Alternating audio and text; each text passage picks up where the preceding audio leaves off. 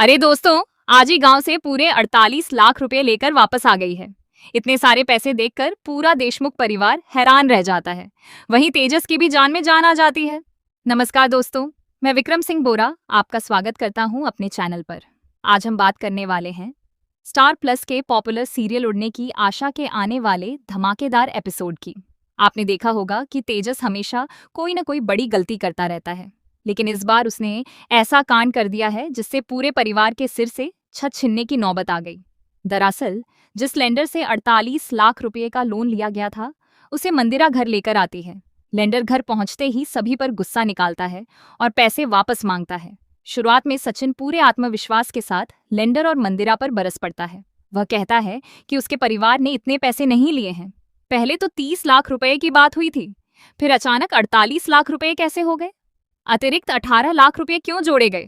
लेकिन जब सचिन को पता चलता है कि यह सब उसके अपने भाई तेजस की वजह से हुआ है, तो उसके होश उड़ जाते हैं। इसके बाद वह जिम्मेदारी लेते हुए कहता है कि यह पूरा कर्ज वह खुद चुकाएगा।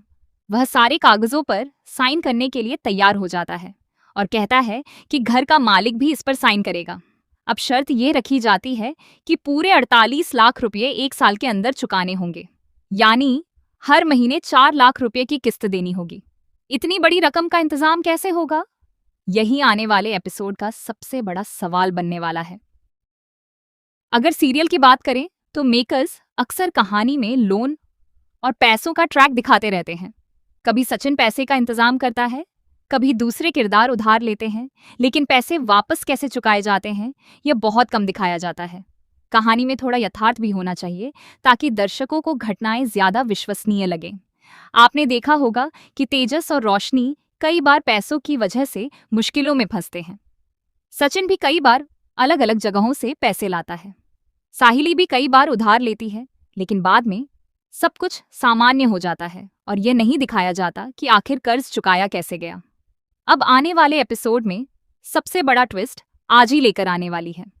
आजी गांव लौट जाती है और सचिन से कहती है कि वह जल्दी ही पैसे लेकर वापस आएगी। वह सचिन को भरोसा दिलाती है कि उसे किसी बात की चिंता करने की जरूरत नहीं है। आजी भावुक होकर कहती है कि उसने जिंदगी भर जो भी कमाया और बचाया है वह अपने बच्चों के लिए ही है। वह अपने साथ यह दौलत लेकर नहीं जाएगी। उसकी सारी जमा पूंजी उसके परिवार की है और जरूरत पड़ने पर वह सब कुछ परिवार के लिए दे देगी।